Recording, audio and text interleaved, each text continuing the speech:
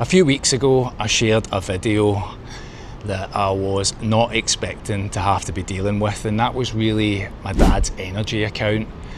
I was receiving debt letters long after he had passed away, and I was up against a customer service system that just felt like it wasn't listening to me. And it's taken quite a bit of time to work my way through it. It's been ongoing. It has been stressful, and more importantly, it has been quite triggering. As many regular viewers here will know, just dealing with the passing of my dad has been something that I've carried around with me.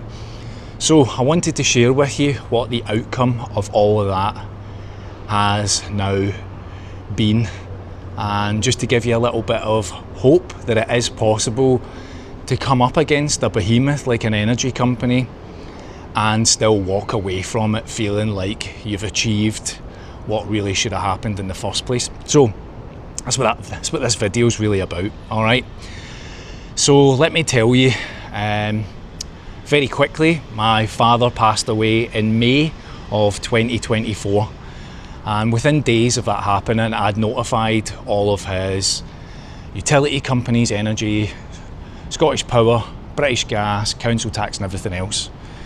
I was an executor, and all of his key information details were transferred into my name for me to manage. I notified, so this particular tale, this story, this video is specifically about Scottish Power. My dad had electricity with Scottish Power and gas with British Gas. Both of these are fascinating tales, to be honest, but let's focus on Scottish Power. So in November I posted a video where I talked about how frustrating I was finding the customer service. From the moment that he passed, I notified those companies, gave meter readings, told them that I was the executor and everything was moved into my name. Fast forward 18 months later, and I'm able to sell his home and provide final meter readings. Now, the house was empty for the entire duration. There was nothing turned on, the house was effectively vacant, and I notified them of that. That should have meant that they had applied, that it was nobody at the property at that time. And then 18 months later, when the house is sold, I called them and said, here are the final readings, house is now sold, it's in somebody else's hands.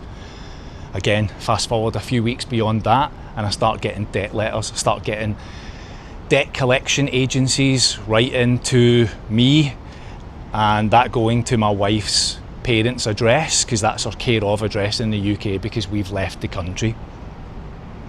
They were notifying me, John, you've got this debt letter, this is coming in, and this was for a bill that I just couldn't understand. And when I contacted Scottish Power, they simply wouldn't deal with it until I paid the bill, and only then would they pick up the complaint. So I paid the bill, and then I started the complaint. Now, this is from that point on, so that would be mid-November, and here we are now. Just to give you an idea, so I can keep this factual for you. Today's the 29th of January, and today is the end of this tale, the end of this challenge. So I raised a complaint with Scottish Power. I detailed everything that had gone on. I'm immensely grateful for being able to use AI in this scenario to help me draft complaint letters and keep track of the times, and also to review emails that came from them so that I could respond accordingly, because emotions were running high for me. Every time a debt letter would come in, it was like re-triggering where I had gone from previously, which was just managing the passing of my dad. And so I was appointed a complaints handler from the bereavement team who picked up the case. Now at this point I thought I was talking to AI, and I was actually trying to test it a couple of times, and the reason I say that was because the handling of it was so poor. It left me questioning, this cannot be a human at the other side that's honestly answering this in this manner. To give you an idea, we opened the complaint and that person said to me, okay, what's going on? And I explained it, and they said to me, well, how would you like to resolve this? And I said, I'd like a written confirmation that my dad's account is closed, like you've said multiple times already, yet you're still sending me bills. I want just a formal apology for what's happened. And lastly, because of the sheer amount of time that I'm putting into this, I'd like a small nominal amount of compensation. To give you that figure, that was £50. That's what I asked for my time and effort that was going into the many months of handling this. Complaint was opened, I was given a complaint reference number and they said they would investigate. That one person that was handling the case has until today emailed me 28 times. 28 times to resolve a complaint about closing my dad's account down with a bill that should have been closed, about the bereavement handling of it, and to agree to £50. Now, to summarise all of this, to not go into so much detail, I can tell you that she said, how would you like us to resolve this? I'd like, as I've detailed. And they said, we'll look into it. They then came back and said, we agree to the letter, the closing the account and the apology, and on the money that needs to go to another department, we'll get back to you. And then they came back and said, okay, we agree to the £50, we acknowledge, and it will handle this for you. And then I would say, well, how will you pay the £50 to me? Could you pay it to the last card that I made a payment on, or could you do a BACS transfer? And this would go back and forth and back and forth. We'll send you a cheque. I don't live in the UK. Oh yeah, well, we can't do a BACS transfer. We can't put it onto your card. Oh, we can put it onto your card. And then they said in one email, we've changed our minds, we're not going to pay you the £50, we're going to give you £15 instead. So having written to me and said, we agree to the £50, they then reneged on it, which blew my mind. And the highlight of all of this is that across those 28 emails, in multiple from the bereavement team, they called me Mr. Insert Customer's Name here. And that absolutely just rattled me.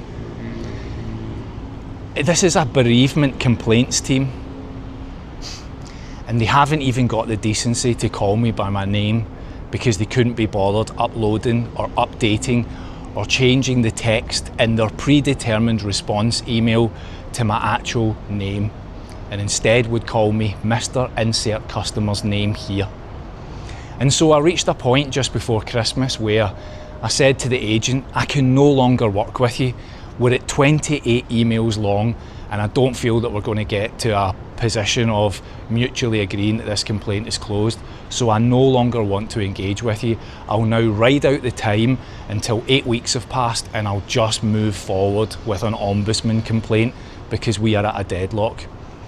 She then proceeded to email me another 6 times, that's not included in the 28 before that, to tell me that she acknowledged that I didn't want any further comms. And so, in a last ditch hope, just before Christmas, I took the decision to summarise everything that had happened across the 28 first emails, followed by the next 6 emails of me asking not to be contacted by them, to summarise all that and write a letter to the CEO of Scottish Power, whose information I found on the Google search. And I drafted up those comms and I sent it away to him and I explained the situation. And I heard nothing. Absolutely nothing. Through Christmas, New Year, into January, until 1 week ago, which was the very day, the very last day that I could then move over to the ombudsman complaint. So the last day of the 8-week waiting period, and I received an email and a formal apology from the executive team at Scottish Power, who then offered me a nominal compensation offer. This isn't about the money, it really isn't, but across all of those emails, the handling of all of this, it was about pride. People asked me in the last video that I posted about this topic when I was super frustrated in November, why did I care? Why did I not just let it go? I've left the country. Well, I still have a credit record in the UK. Your energy can be tied to your credit record. If it defaults, which technically it would because there was an outstanding bill, that would be against my name. And my dad ran a flawless account. He did that with all of his accounts. I don't have any debt. I left the country with nothing. I wanted to leave as clean as possible, and this just felt like another part of all of that. And honestly, just for the pride of my dad and just not lose, like David and Goliath, Scottish Power, massive organisation, and you coming up against them. And I heard from people who said you'll need to go the 8 weeks and everything else, and that kind of motivated me. But the real motivation was just the pride of closing this and feeling like I've put it all behind me. And so today I have received that payment from Scottish Power. They wrote to me and they said, oh, we'll make this payment between 3 and 5 days. Today is the 14th day, so even that didn't come on time. And I was actually sitting this morning when I woke up saying to Yvonne, I'm going to have to escalate this complaint again back to the executive team, and then ding, and it came. Closed, done. Apology, money in the bank, and it's nothing spectacular or anything, people. I just don't, it's done. And I just wanted to share this with you. So thank you to everybody who messaged me to tell me what the fight would be like and how bad they were. And I'm sharing this because I just want to say, don't give up. Don't give up. In these moments, just stay calm, stay factual, use AI. I used ChatGTP the whole way. Here's an email from them, help me draft a response. Here's the timeline, here's all the emails, write this down as a timeline. I did all of that through ChatGTP. And at the end of it all, I'm like, it took away some of the brain power that I needed to make that all happen. And the effort that it would have taken to work out how many emails and what dates did they send them and everything else. So AI helped me, and it's done. So now, at the end of all of that, I'll tell you a little funny thing, right? The same thing was happening with British Gas. My sister logged in and paid the bill that they said was outstanding for the gas as well. And they've told me that the account is closed. I've got a letter from them to tell me that the account is closed. And on New Year's Eve, I received a demand letter for an outstanding debt on the account of 69 pence. So I now have an open complaint with them, and they've been trying to call me, because you know where their call centre is? British Gas. You know where their call centre is? South Africa. So a South African call centre has been trying to call me, and I've contacted them and said, I don't want to have a call, I want you to put it in writing how you're handling this. And I've logged the same complaint. So when I get to the end of that, I'll tell you about it as well. But this is the end of the complaint with Scottish Power. Don't give up. Stay calm, don't be emotional, but don't give up.